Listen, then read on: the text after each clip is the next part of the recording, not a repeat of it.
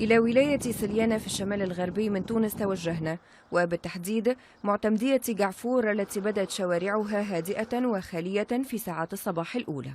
وفي أحد أزقتها منزل عائلة سيف الدين الرزقي، منفذ العملية الإرهابية التي عاشتها مدينة سوسة مؤخرا.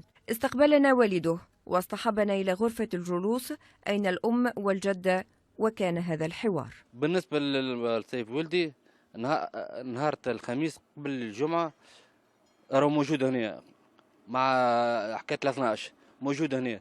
كي جاي خارج ماشي في باله ان احنا مش حوس بس عمه وجده من هنا ومشي.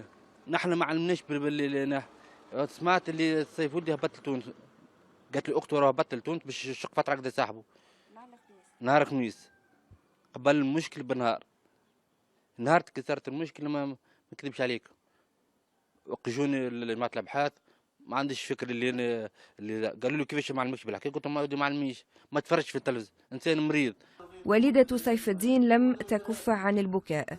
أسئلة عديدة لم تجد لها جوابا، وصورة ابنها المتهم بقتل 39 ضحية هي فكرة لم تتقبلها حتى هذه الساعة. عنده زوز، واحد مات ليا وقولي طفلة وطفل وفيق محمد علي. وليدي عاقل ديما يخرج يحمل يبوس يدخل يبوس. وليدي عاقل غادي كل شيء عاقل وغادي كل شيء. مش مصدق اللي ولدي عمل له، مش مصدق خاطر انا راني ما كذبش عليك ما نجمش باش نتفرج في الشيء هذاك اللي يجم هنا هم يعملوها، يحطوه اللي هو فيلم ولا يحطوه ما عرف شنو.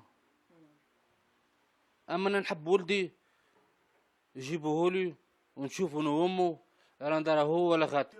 نحن ولدنا عايش معنا كيما الناس، عايش معنا ياكل ويشرب عادي، يخرج يسهر مع اصحابه في الليل ويروح عادي. وفي النهاية أصر الوالد على أن نطلع على صور سيف الدين وشهادته العلمية التي كلما أمعنت العائلة النظر فيها زادت دهشتها أمام المصير الذي حل بابنها. في معتمدية قعفور من ولاية سليانة، وفي هذا البيت بالتحديد نشأ سيف الدين الرزقي المتهم بتنفيذ عملية سوسة الإرهابية. تابعنا التفاصيل مع أفراد عائلته، لكن تبقى تفاصيل العملية وتداعياتها تبقى لها بقية. ريم بوغمرة، مفاداة العربية من ولاية سليانة، تونس.